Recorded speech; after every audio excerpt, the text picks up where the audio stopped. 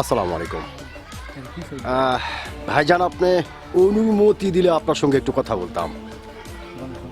অসংখ্য ধন্যবাদ ভাইজান আপনাকে কথা বলার সুযোগ করে দেওয়ার জন্য।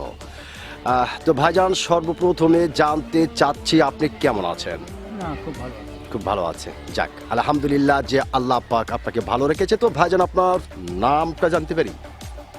রফিকুল।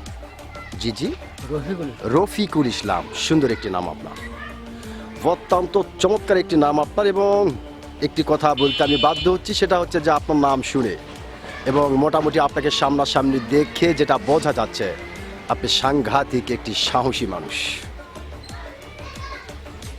ছোটবেলা থেকেই যে আপনি প্রচণ্ড একটি সাহসী মানুষ, এটা কিন্তু আপনাকে দেখেই বোঝা যাচ্ছে। তো ভাইজান, আপনি কি ভোটার হয়েছেন? ভোটার হয়েছে। ভোটার হয়েছেন। কোন দেশের ভোটার আপনি হয়েছেন? বাংলাদেশ।